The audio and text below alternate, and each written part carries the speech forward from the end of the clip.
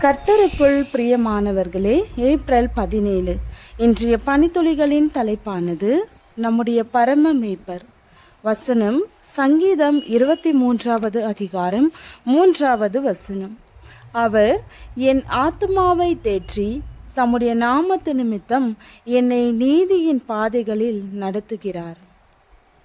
1862 ஆண்டு மார்ச் மாதம் அமெரிக்க ஐக்கிய நாடுகளில் உள்நாட்டு போர் நடந்து கொண்டிருக்கையில் பிலாதெல்பியா நகரிலுள்ள பாப்டிஸ்ட் ஆலயம் ஒன்றில் 28 வயது நிரம்பிய ஜோசப் ஹென்றி கில்மோர் என்னும் குருவானவர் திருப்பணியாற்றி வந்தார். யுத்தத்தினால் மனக்கலக்கம் அடைந்திருக்கும் மக்களுக்கு ஆறுதலும் நம்பிக்கையும் உண்டாக்குவதற்காகவும் கடவுளின் நடத்துதலை அவர்களுக்கு உணர்த்துவதற்காகவும் ஜோசப் ஹென்றி கில்மோர் 23ஆம் சங்கீதத்தை தெரிந்தெடுத்து பிரசங்கம் செய்தார்.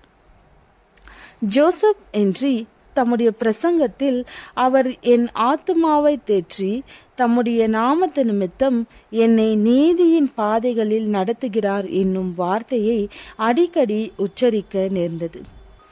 ஆராதனை முடிந்த பின்பு அவர் தம்முடைய திருச்சபை உறுப்பினர் ஒருவரது வீட்டில் அமர்ந்திருந்த போது சிந்தித்து திடீரென்று அங்கே கிடந்த காகிதம் ஒன்றை அவர் எடுத்து அதில் அவர் என்னை நடத்துகிறார், ஓ என்ன பாக்கியம் என்று ஆரம்பிக்கும் கவிதை வரிகளை ஆங்கிலத்தில் எழுத தொடங்கினார்.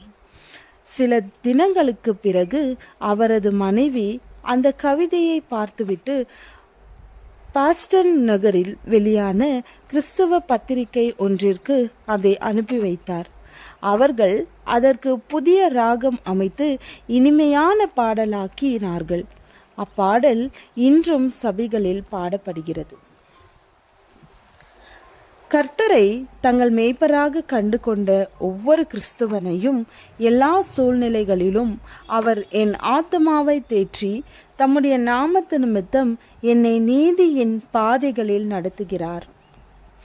நாம் என்ன காரியத்தை செய்தாலும் சென்றாலும் அவரே முன் சென்று நம்மை நடத்துகிறார். தாவீதின் அனுபவமும் அதுவாகத்தான் இருந்தது. தேவனே, எங்களை சோதித்தீர், வெள்ளியை புடமிடுகிறது போல எங்களை புடமிட்டீர். எங்களை வலையில் அகப்படுத்தி எங்கள் இடுப்புகளின் மேல் வருத்தமான பாரத்தை ஏற்றினீர்.